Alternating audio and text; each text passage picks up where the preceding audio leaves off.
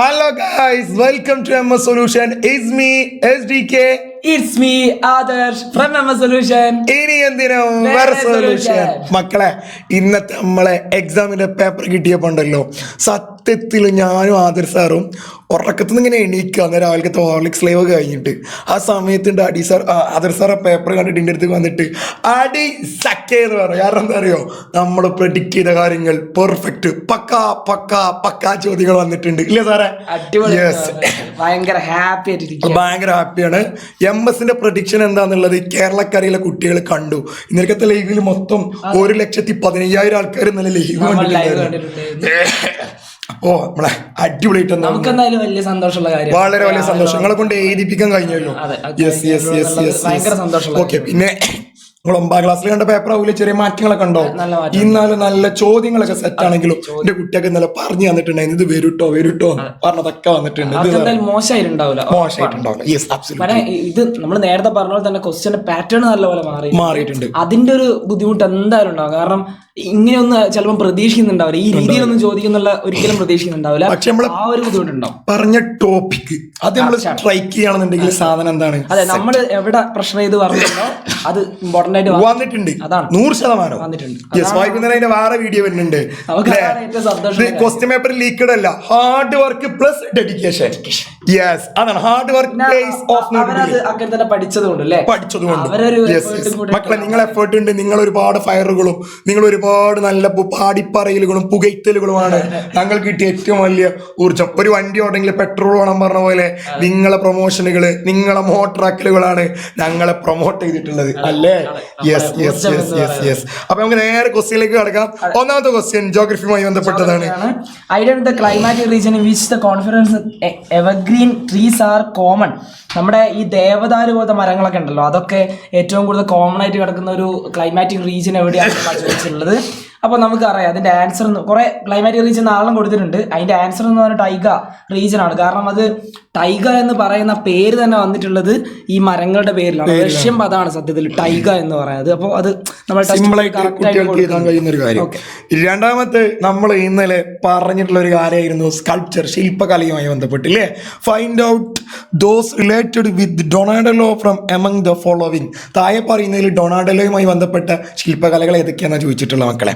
സിമ്പിളായിട്ട് എൻ്റെ കുട്ടികൾക്ക് എല്ലാവർക്കും എന്തായിട്ടുണ്ടാവും, കിട്ടിയിട്ടുണ്ടാവും. നോക്കിക്കോ. 1 എ ഗെട്ടാമലാട്ട, 2 ലാസ്റ്റ് ജഡ്ജ്മെന്റ്, 3 പിയത്ത, 4 ഡേവിഡ്. ഞങ്ങളോട് പറഞ്ഞു എന്ത്, ഡൊണാഡലോ കാട്ടിലൂടെ ഇങ്ങനെ ഡേവിഡിന്റെ കൂടുമ്പോൾ പോകുമ്പോൾ ഡേവിഡ് എൻ്റെ മേലെന്താ അട്ടയുണ്ടോ എന്ന് ചോദിച്ചിട്ടുണ്ടായിരുന്നു ഇല്ലേ? അപ്പൊ തന്നെ കിട്ടി ഡേവിഡ് മേലട്ട. അപ്പൊ നോക്കി അല്ലേ, ഡേവിഡ് ഉണ്ട്, ഡേവിഡ് ഉണ്ട്, മേലട്ട എന്താ എൻ്റെ മേലട്ട അല്ലേ? മേലട്ട ഗെട്ടാമലാട്ട. അപ്പൊ എയും ഡിയും ആണ് ശരി. അപ്പൊ രണ്ടാമത്തേൽ ഏത് ഓപ്ഷൻ ഏതാ നോക്കി, ABCD അല്ലേ? എയും ഡിയും അല്ലേ മക്കളെ? യെസ്. അപ്പൊ ഏതേക്കാരോ ഓപ്ഷൻ സി ആയിരിക്കും മക്കളെ യഥാർത്ഥത്തിൽ ഉണ്ടായിട്ടുണ്ടാവുക. അപ്പൊ എൻ്റെ കുട്ടികൾക്ക് എല്ലാവർക്കും അത് കിട്ടിയിട്ടുണ്ടാവുന്ന എന്തോന്നു പ്രതീക്ഷിക്കുന്നു. അടുത്ത ചോദ്യം, ഇതും ഞാൻ ഇന്നലെ പ്രത്യേകം സ്ട്രൈക്ക് ചെയ്ത് പറഞ്ഞൊരു പോയിന്റ് ആയിരുന്നു. Identify the characteristics of sociological imagination. Sociological ഇമാജിനേഷന്റെ സവിശേഷതയുമായി ബന്ധപ്പെട്ടൊരു ചോദ്യം ചോദിക്കാം. ഇവിടെ ചോദിച്ചു. യെസ്, എന്തൊക്കെയാ നോക്കി, അതിൽ ഏതാണ് കറക്റ്റ് നോക്കുകയാണ്. ഒന്ന് ക്രിറ്റിക്കൽ തിങ്കിങ്. യെസ്, സോഷ്യോളജിക്കൽ ഇമാജിനേഷൻ്റെ പ്രത്യേകത നമ്മളെ സമൂഹത്തെ കുറിച്ച് പഠിക്കുമ്പോൾ നമുക്ക് വിമർശനാത്മകമായിട്ട് വിലയിരുത്താം. എന്തെങ്കിലും ഓൾ അങ്ങനെ ചെയ്യാൻ പറ്റൂല, യെസ് ആയത്തിൽ പഠിക്കാൻ പറ്റൂല, അങ്ങനത്തെ കാര്യങ്ങളൊക്കെ. അപ്പോൾ ക്രിറ്റിക്കൽ തിങ്കിങ് അതുണ്ട്. ഓപ്ഷൻ എ കറക്റ്റ് ആണ്. അല്ല, എ സാധനം correct. Option A correct. Release on speculation practice, അത് കോമൺ സെൻസുമായി ബന്ധപ്പെട്ടാണ് മക്കളെ. അപ്പോൾ ഒരിക്കലും അതിന് സാധ്യതയില്ല. സെൽഫ് റിഫ്ലക്ഷൻ, സ്വയം പ്രതിഫലനം ഉണ്ടാവും. കാരണം എന്താ, നമ്മൾ സമൂഹത്തെ കുറിച്ച് പഠിക്കുമ്പോൾ നമ്മളെ സ്വയം തന്നെ ഒന്ന് വിലയിരുത്തും. ശരിയല്ലേ? ഇതിലും കുറെ തെറ്റുകൾ ഉണ്ടല്ലോ, ഉണ്ടോ? സെൽഫ് റിഫ്ലക്ഷൻ ഉണ്ടോ? സ്റ്റീരിയോ ടൈപ്പ് എന്ന് പറഞ്ഞാൽ കോമൺ സെൻസിന്റെ പ്രത്യേകത. പണ്ടത്തെ ആളുകൾ ഇങ്ങനെ കൈമാറി പോരുക, അതായത് കാലാട്ടാൻ പറ്റൂല, അല്ലെങ്കിൽ കുറെ അറിയാൻ പറ്റൂല, ഇങ്ങനെ പറഞ്ഞുണ്ടാക്കൂല നമ്മളെ നാട്ടുകാർ. വാർപ്പ് മാതൃക എന്ന് പറയും. അപ്പൊ ഇവിടെ സ്റ്റീരിയോ ടൈപ്പ് പറ്റൂല. സെൽഫ് റിഫ്ലക്ഷൻ ഓക്കെ, സ്വയം പ്രതിഫലനം. അപ്പൊ അതിൽ ശരി എയും സിയും ആണ്. രണ്ടെണ്ണം ശരിയാണ്. എയും സിയും ശരിയാണ്. അപ്പൊ അവിടെ ഉള്ളത് നോക്കി, യെസ്, സോഷ്യോളജിക്കൽ ഇമാജിനേഷനുമായി ബന്ധപ്പെട്ട് ക്രിറ്റിക്കൽ തിങ്കിങ്ങും സെൽഫ് റിഫ്ലക്ഷനും അല്ലേ? A and C is correct. അവിടെ ഉള്ളത് യെസ് സി അല്ലേ? ഓപ്ഷൻ സി ആണ് മക്കളെ കറക്റ്റ് ആയിട്ടുള്ളത്. അപ്പൊ എല്ലാവരും എന്താവുക, ഓപ്ഷൻ സിക്ക് ടിക്കറ്റ് കൊടുക്കുക. അടുത്ത ക്വസ്റ്റ്യൻ, നാലാമത്തെ ക്വസ്റ്റ്യൻ സാറേ, അതായത് ജോഗ്രഫിയുമായി ബന്ധപ്പെട്ടാണ്. Which of the following is not a cyclone? ഇത് കാണുന്ന നേരം മക്കൾ ചിലപ്പോൾ ആദ്യ സമയത്ത് പേടിച്ചു വരുന്നുണ്ടാവും, നല്ല ഉറപ്പാണ്. അപ്പോൾ ഈ നമ്മൾ ഈ എന്താ പറയുക സൈക്ലോണിന്റെ പേരുകളൊന്നും നമ്മൾ ടെക്സ്റ്റ് ബുക്ക് കൊടുത്തിട്ടുണ്ട്, ഒരു ചെറിയ ഭാഗത്ത് കൊടുത്തിട്ടുണ്ട്. പക്ഷെ നമ്മൾ എന്താണ് അത് പലപ്പോഴും എന്തെങ്കിലും സ്ട്രെസ് ആക്കി പറയാറില്ല, അപ്പോൾ അത് ചെയ്യാറില്ല. പക്ഷെ അത് കാണുന്ന സമയത്ത് പെട്ടെന്ന് അപ്പോൾ ടൈഫൂൺസ് ഒക്കെ കാണുന്ന സമയത്ത് ഞെട്ടിപ്പോയിണ്ടാവും, വില്ലീസ് ഞെട്ടിപ്പോയിണ്ടാവും, ചുഴലിക്കാറ്റാണോ എന്നുള്ള സാധനത്തിലൊക്കെ ഞെട്ടിപ്പോയിണ്ടാവും. പക്ഷെ ഇവിടെ അപ്പോൾ ഒരു ആള് കിടക്കുന്നുണ്ട്, ഹെർമറ്റാൻ. നമ്മളെ ലോക്കൽ വിറ്റ് പ്രാദേശികവാദം അവിടെ കിടക്കുന്നത്. ഇന്ന് രാവിലെ പുലർച്ചെ ചായ കുടിക്കുമ്പോ പറഞ്ഞു നമ്മളെ ചിന്നൂക്കിന്റെ കാര്യം പറഞ്ഞില്ലേ അല്ലെ, ചിന്നൂക്കിന്റെ കാര്യം സാറ് പറഞ്ഞു ചിന്നുവിനെ വാ അല്ലേ, ചിന്നുവിന്റെ വീട്ടില് പട്ടിയുണ്ട്. അപ്പൊ ചിന്നു വീട്ടിലെ പട്ടിനെ വിളിക്കാണ്, പട്ടിന്റെ പേര് റോക്കി, ചിന്നു വാ റോക്കി എന്ന് വിളിക്കുക. അപ്പൊ വടക്കേ അമേരിക്കയിൽ റോക്കിസ് ഫർ വന്നില്ല, അങ്ങനെ ട്രിക്ക് ഇട്ടാ മതി എന്ന് പറഞ്ഞു. അപ്പൊ ഇത് ഹെർമറ്റാനാണ്. ഹെർമറ്റ് എന്ന് പറഞ്ഞാൽ സഹാറ മരുഭൂമിയിൽ വീശുന്ന കാറ്റാണ്. അവിടെ ഒരു എന്താ പറയുക നല്ല ചൂടല്ലേ, അപ്പൊ അവിടെ കുറച്ചുകൂടി എന്താ പറയാ നല്ല ആളുകൾക്ക് കുറച്ചുകൂടി ആശ്വാസം നൽകുന്ന ഒരു കാറ്റ് കൂടിയാണ്. അപ്പൊ ഇതെന്താണ്, ഇത് നമ്മുടെ കൂടെ കിടക്കുകയാണ്. അപ്പൊ ഇത് കണ്ടാൽ തന്നെ നമുക്ക് പിന്നെ ഒന്നും സൈക്ലോൺ അല്ലേ സാറേ? അതെ, നോട്ട് എ സൈക്ലോൺ. അപ്പൊ ഹെർമറ്റാനാണ് ലോക്കൽപ്പെട്ടല്ല. അപ്പൊ ഇതാണ് ഈ പേര് കാണുന്നത്. നമ്മൾ ഇതൊന്നും ഞാൻ കണ്ടില്ലല്ലോ എന്നുള്ള തോന്നൽ വേണ്ട, പക്ഷെ നമ്മള് കണ്ട മാത്രം കുത്തിയ അറിയണ മാത്രം ഒഴിവാക്കി ഇട്ടാ മതി. Yes, okay. നെക്സ്റ്റ് ക്വസ്റ്റ്യനിലേക്ക് പോവാണ് മക്കളെ. Arrange A table connected with the renaissance art suitably. Yes, നവോത്ഥാന കലയുമായി ബന്ധപ്പെട്ട് ഈ ഒരു ചാർട്ടിൽ ടേബിളിൽ പറഞ്ഞ കാര്യങ്ങളൊന്ന് കറക്റ്റ് ആക്കാനാ പറഞ്ഞിട്ടുള്ളത്. യെസ്, അങ്ങനെ കറക്റ്റ് ആക്കിയിട്ട് എന്താവണം, ഓപ്ഷൻസ് കാര്യത്തിൽ താഴെ ഓപ്ഷൻസ് എന്താവണം അടയാളപ്പെടുത്തി കൊടുക്കണം. സിമ്പിൾ ക്വസ്റ്റ്യൻ ആണ് മക്കളെ, എല്ലാവരും നോക്കിക്കോ, അടിച്ചു പൊളിച്ച് നോക്കാം. മൈക്കൽ ആഞ്ചലോ ഒന്നാമത്തെ ആള് അല്ലേ, മൈക്കൽ ആഞ്ചലോമായി ബന്ധപ്പെട്ട് ഇതിൽ എന്തോ സാധനങ്ങളുണ്ട് അപ്പുറത്തെ കോളത്തിൽ നോക്കില്ലേ. Portrait human as wise moderate and dignified. മനുഷ്യന്മാര് നല്ല വിശാല ഹൃദയമുള്ള മനുഷ്യന്മാരെയും അതേപോലെ നല്ല ഡിഗ്നിഫൈഡ് മഹത്വമുള്ള ആൾക്കാരൊക്കെ അന്തസ്സുള്ള മനുഷ്യന്മാരൊക്കെ വരച്ചു. ഒരിക്കലും മൈക്കലാഞ്ചലോ അങ്ങനത്തെ ആൾക്കാരൊന്നും വരക്കില്ല, അവർക്ക് അതല്ല പരിപാടി. ഓക്കെ, ഇനി രണ്ടാമത്തെ നോക്കിയും work features powerful and graceful human forms. Yes, നല്ല ശക്തരും സുന്ദരമായിട്ടുള്ള മനുഷ്യന്മാരെ വരച്ചു. മൂപ്പർ അത് നല്ല മെയിൻറ്റെയിൻ ചെയ്യുന്ന ആളാണ്. യെസ്, അപ്പോ എ എന്നുള്ളത് 2ലേക്ക് പോകും, ഉറപ്പാണോ? A2. Okay, Leonardo da Vinci. ലിയാന ഇഞ്ചി കൊണ്ടുവന്നൊക്കെ ഇന്നലെ പലതവണ പറഞ്ഞ സാറ് കേട്ടിട്ടുണ്ടാവും. ഹാർമോണൈസസ് കളർ ഷാഡോ ആൻഡ് ലൈറ്റ്. കണ്ടോ, പ്രകാശത്തെയും അകലത്തെയൊക്കെ വേർതിരിക്കാൻ വേണ്ടിയിട്ട് കളറുകളൊക്കെ എന്തായി നിറങ്ങളൊക്കെ സംയോജിപ്പിച്ചു. അതാരെയാണ് മക്കളെ? Leonardo da Vinci. അപ്പൊ B3 പോകും. അപ്പൊ റാഫേലേക്കാരം എന്ത് B3. പിന്നെ റാഫേലിന്റെ കൂടെ ഒരാളുടെ ടിഷ്യനും റാഫേലും ആണ്. അപ്പൊ വെറും റാഫേൽ മാത്രമേ ഇവിടെ ചോദിച്ചിട്ടുള്ളൂ. സാർ ഇതൊരു പ്രത്യേകത എന്താ വെച്ചാല്, റാഫേൽ എന്ന് പറഞ്ഞപ്പോ ഞാൻ ഇന്നലെ പ്രത്യേകം പറയും ഇന്നെ പോലെ നല്ല അന്തസ്സുള്ളവരെ വെച്ചു കണ്ടോ. Portrait human as wise and moderate and dignified, നല്ല അന്തസ്സുള്ള നല്ല വിശാല ഹൃദയം. അപ്പൊ C എന്ന് പറഞ്ഞാല് 1ലേക്ക് പോകും. ഓക്കെ ആണല്ലോ.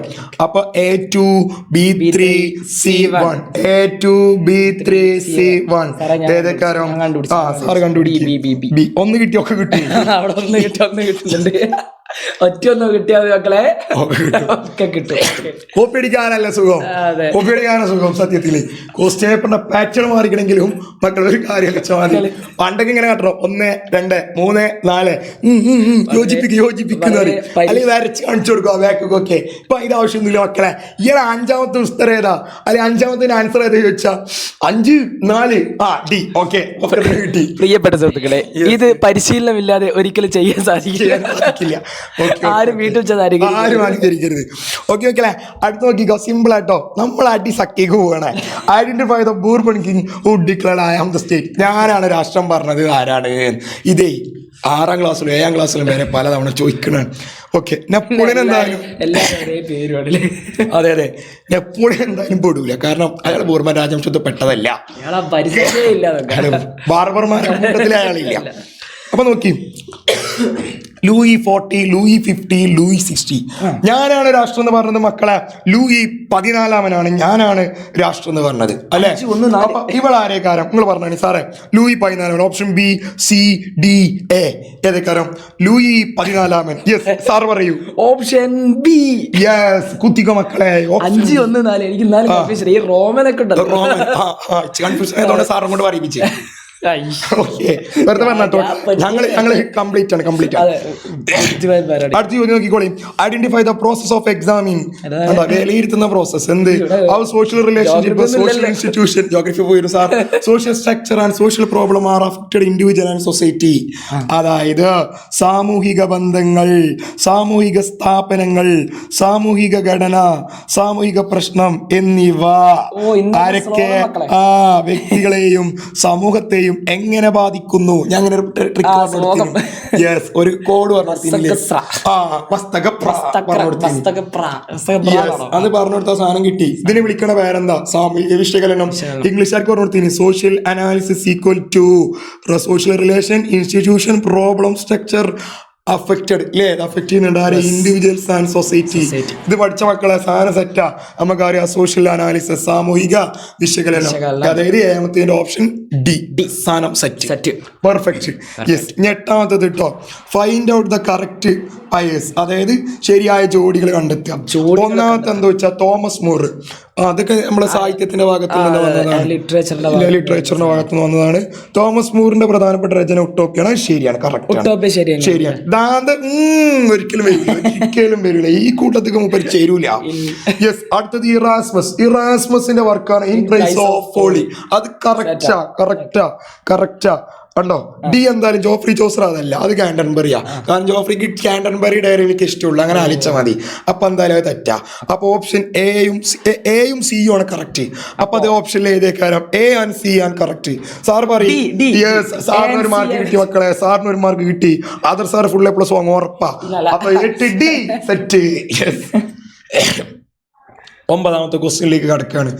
അവിടെ മേലുള്ളതൊക്കെ വായിക്കണം കേട്ടോ. 9 മുതൽ 15 വരെയുള്ള ക്വസ്റ്റ്യങ്ങൾക്കൊക്കെ എന്താവണം? 2 or more സെന്റൻസിൽ എന്താവണം? ഒത്തിരി ഇതാണ്. 2 അതിൽ കൂടുതൽ വാക്കുകളിൽ എന്താവണം? അതിന്റെ കൂടുതൽ ചെയ്യാൻ പാടില്ല. 2 മാർക്കിന്റെ ക്വസ്റ്റ്യൻ അല്ലേ? അതേപോലെ ചെയ്താൽ മതി. Yes. How does the responsibility of administrator as presented by Machiavelli through his work the Prince. മാക്കിയവെല്ലിന്റെ വർക്ക് പ്രിൻസ്. വല്യമ്മ, ഏത് വീട്ടിലും വല്യമ്മമാര് പ്രിൻസിനെ പോലെയാണെന്നൊക്കെ പറഞ്ഞു. യെസ്. ഞാൻ പറയുന്നതിനു ലിറ്ററേച്ചറിന്റെ ഭാഗത്ത് ചോദിക്കുകയാണെങ്കിൽ ഒന്നിലും മാക്കിയവെല്ലി ചോദിക്കും, അല്ലെങ്കിൽ ഇതാന്ത് ചോദിക്കും. ചോദിച്ചത് മക്കളെ മാക്കിയവെല്ലി സാധനം സെറ്റല്ലേ? യെസ്. അതില് മാക്കിയവെല്ലി എന്താണ് പറഞ്ഞത്? The Prince different from the traditional medieval feudal administration. കണ്ടോ? അതായത് മാക്കിയവെല്ലിന്റെ പ്രിൻസില് മാക്കിയവെല്ലി പറയുന്നുണ്ട് ഒരു ഭരണാധികാരി എന്താവണം? ഫ്യൂഡൽ ഭരണാധികാരികളിൽ നിന്ന് വ്യത്യസ്തനാവണം. അപ്പൊ എന്ത് പ്രത്യേകത അയാൾ ആ ഭരണാധികാരികൾ കൊടുക്കണം? ഇയാൾ പറയുന്നുണ്ട് every ruler should be impartial. ഒരിക്കലും എന്താ പറയുക, പാർഷ്യാലിറ്റി കാണിക്കരുത്, എല്ലാവരോടും ഒരുപോലെ പെരുമാറണം. ഇങ്ങനത്തെ കാര്യങ്ങൾ പറഞ്ഞിട്ടുണ്ട്. അത് ജസ്റ്റ് ഒന്ന് എഴുതി വെച്ച് കൊടുത്ത മക്കളെ 2 മാർക്ക് സെറ്റാ. യെസ്. കാരണം ഒരു പോയിന്റ് ഇവിടെ തന്നെ എഴുതിക്കണ്. അല്ലെ ഏറ്റവും വലിയ പൊട്ടത്തരം എന്ന് വെച്ചാൽ ക്വസ്റ്റ്യൻ പേപ്പർ ഇട്ടോലെ ഒരു ഉത്തരം അവിടെ കൊടുത്തിരിക്കണം, ഒരു പോയിന്റ് അവിടെ കൊടുത്തു വെച്ചിട്ടുണ്ട്. Different from the traditional medieval feudal administration. അതന്നെ ഒരു പോയിന്റ് ആണ്. പിന്നെ മറ്റേ പോയിന്റ് കൂടി ഇമ്പാർഷ്യൽ എഴുതി കൊടുത്ത ഹാന തെറ്റാ. ഇതൊക്കെ എന്തിനാ അങ്ങാടി പോയി വാങ്ങേണ്ട ആവശ്യം ഉണ്ടാക്കില്ല, എല്ലാം അവിടെ തന്നെ ഉണ്ട്. പോളി. കോപ്പി അടിക്കാൻ പുറകോട്ട് ആവശ്യമില്ല. ക്വസ്റ്റ്യൻ പേപ്പർ നോക്കിക്കോ. Yes. ഞാൻ അടുത്ത് നോക്കിക്കോളെ. അതിന്റെ ബി ക്വസ്റ്റ്യൻ കേട്ടോ. How did the outbreak of the bubonic plague in the mind of the 14th century pave the way for the emergence of humanism? അതായത് നവോത്ഥാനം ഉണ്ടാവാന്, മാനവികത ഉണ്ടാവാന് ഈ പ്ലേഗ് എന്താ കാരണമായത്? ഞാൻ ഇന്നലെ വീണ്ടും പറഞ്ഞു നവോത്ഥാനം ഇറ്റലി ഉണ്ടാവാൻ പ്ലേഗ് പറഞ്ഞു. കാരണം ഫ്യൂഡലിസ്റ്റുകൾ നല്ല സമ്പന്നരായിട്ട് നിൽക്കുന്നു. പെട്ടെന്ന് പ്ലേഗ് കൊണ്ടുവന്നപ്പോൾ ഒരുപാട് ലേബർ ഷോർട്ടേജ് ഉണ്ടായി. ഓരോ തൊഴിലാളികൾ മരിച്ചു അല്ലേ? ആ തൊഴിലാളികൾക്ക് ക്ഷാമം ഉണ്ടാവാണ്. അപ്പോൾ ഫ്യൂഡലിസ്റ്റുകൾ എന്താവാണ്? അവിടെ തകരുകയാണ്. കാരണം അവർക്ക് പണിയെടുക്കാൻ ആരെ കിട്ടുന്നില്ല, ലേബേഴ്സിനെ കിട്ടുന്നില്ല. യെസ്. അവിടെ ബ്ലാക്ക് ഡെത്ത് ഒക്കെ ഉണ്ടായി. അങ്ങനെ എന്തായിരുന്നു? ഫ്യൂഡലിസം തകരുകയാണ്. അപ്പൊ ഫ്യൂഡലിസം തകരുമ്പോൾ സ്വാഭാവികമായിട്ട് അവിടെ ഹ്യൂമാനിസം ഉണ്ടാവും. യെസ്. അപ്പൊ അതും സെറ്റ്. അതിൽ ഏതെങ്കിലും ഒന്ന് എന്തായാലും മതി മക്കളെ, എഴുതിയാൽ മതി. എനിക്കറിയാം നിങ്ങൾ ഏതേ കാര്യത്തിൽ എഴുതിയേക്കാം. ഓപ്ഷൻ എ കാരം. ബിക്ക് വല്ലതുപോലെ തൊടൂല. എന്നാൽ ചില കുട്ടികൾ ബി എഴുതിയിട്ടുണ്ടാവും. എന്തായാലും മക്കളെ സെറ്റ് കാരം. യെസ്. ഞാൻ അടുത്ത ക്വസ്റ്റ്യൻ നോക്കിക്കോളി. 10ാമത്തെ ക്വസ്റ്റ്യൻ. ഹിസ്റ്ററി കൊണ്ടുപോയി കേട്ടോ. വെറുതെ അടുത്ത ചോദ്യം ഞാൻ പറഞ്ഞു. 3ാമത്തെ ചാപ്റ്റർ മക്കളെ ഒരു ക്രിയേറ്റീവ് ക്വസ്റ്റ്യൻസ് ഉണ്ടാവും. ഇതാണ് creative question. Teenagers are always rebellious and irresponsible. എന്നിട്ടോ how this statement can be an example for stereotype. നമ്മളെ സ്റ്റീരിയോടൈപ്പ് അതായത് നമ്മളെ സാമാന്യബോധ വിജ്ഞാനവുമായി ബന്ധപ്പെട്ടിട്ട് സമൂഹത്തിലെ ചില ധാരണകൾ പറഞ്ഞു. അതിൽ പറയുന്നുണ്ട് കൗമാരക്കാരെല്ലാവരും എപ്പോഴും വിമതരാണ്, മാത്രമല്ല ഉത്തരവാദിത്തം ഇല്ലാത്തവരാണ്. കൗമാരക്കാരെല്ലാവരും പറയുന്നത് തെറ്റല്ലേ സാർ? അത് നമ്മള് മറ്റേ ജെൻസി പിള്ളേര് നമ്മളെ മക്കളെ കൊണ്ട് പറയുന്ന ഒരു സാധനമല്ലേ? ജെൻസി പിള്ളേര് അയ്യോ അവര് ഭയങ്കര പ്രശ്നക്കാരാണെന്നൊക്കെ പറഞ്ഞ് കുറച്ചു കാലം ഇങ്ങനെ പറഞ്ഞോണ്ട് നടന്നു. പക്ഷെ അത് എല്ലാ കാലത്തും എല്ലാ കൗമാരക്കാരും ചിലപ്പോ അങ്ങനെ ആവില്ല. ഒന്നോ രണ്ടോ ആൾക്കാർ വീട്ടിൽ കുതിര കളിക്കുന്നവരും പെരുമാറുന്നവരൊക്കെ നമ്മൾ എന്ത് ചെയ്യണം, അവരെ വെച്ച് അങ്ങ് എല്ലാരും പറയാം. ഒന്നോ രണ്ടോ ആൾക്കാർ അങ്ങനെയാണെങ്കിൽ എല്ലാരും എങ്ങനെ പറയാൻ പറ്റുമോ? പണ്ട് ഏതോ ഒരു പ്രധാനപ്പെട്ട രാഷ്ട്രീയ നേതാവ് പറഞ്ഞു, കേരളത്തിലെ കുട്ടികളെല്ലാരും കോപ്പി, മലപ്പുറത്തെ കുട്ടികളെല്ലാരും കോപ്പി അടിച്ചിട്ട് മലപ്പുറത്ത് ഒന്നോ രണ്ടോ കുട്ടികൾ കോപ്പി അടിക്കേണ്ടി എല്ലാവരും അതിൽ പെടുവോ? അതെ അതെ, അതേപോലെ തന്നെയാണ് സാറേ ഇവിടെ സംഭവിച്ചത്. ഇപ്പൊ എന്താ സ്കൂളുകൾ അടി നടക്കുന്നതൊക്കെ പറഞ്ഞ സാധനം എല്ലാ സ്കൂളുകളും എങ്ങനെയാണോ? ഞാൻ പഠിച്ച സ്കൂൾ എന്താ അടിപൊളി സ്കൂളാണ്, GHS പോരൂരൊക്കെ സെറ്റപ്പ് സ്കൂളുകളാണ്. അടിപൊളിയില്ല, അങ്ങനെയൊക്കെയാണത്. അപ്പൊ ഇവിടെ എന്താ വെച്ചാൽ ഈ സ്റ്റേറ്റ്മെന്റ് ഒന്ന് എക്സ്പ്ലെയിൻ ചെയ്യാൻ പറയാ. അപ്പൊ തന്നെ നമുക്ക് എക്സ്പ്ലെയിൻ ചെയ്യുമ്പോ തന്നെ പറയാം, നോ ഇതിൽ പറഞ്ഞത് എന്തല്ല തെറ്റാണ് എന്ന് പറഞ്ഞിട്ട് 2 വരെ എഴുതി കൊടുത്താൽ മതി. അത് നിങ്ങൾക്കായിട്ട് എഴുതാനുള്ളതാണ്. ഇനിയിപ്പോ സാറോടെ ഉള്ളിന്ന് വരാനുള്ളതാണ് മക്കളെ. കത്തിച്ചോളി, നല്ലോണം കത്തിച്ചോണ്ടു. 10B എന്താ ബി ക്വസ്റ്റ്യൻ മക്കളെ എന്താ? Anu couldn't take care of her studies now days. കുറച്ച് ദിവസമായിട്ട് അനുവിന് വേണ്ട പോലെ പഠിക്കാൻ വെക്കണില്ല. എന്താ നമ്മൾ അനുവിനെ കാട്ടുക? മോട്ടിവേറ്റ് ചെയ്യേണ്ടി വരുമോ? ഒന്നും വേണ്ട. എന്താ? It's mainly an individual problem. അതൊരു വ്യക്തിപരമായ പ്രശ്നമാണോ? എന്റെ അഭിപ്രായത്തിൽ ഒരിക്കലും അതൊരു വ്യക്തിപരമായ പ്രശ്നം.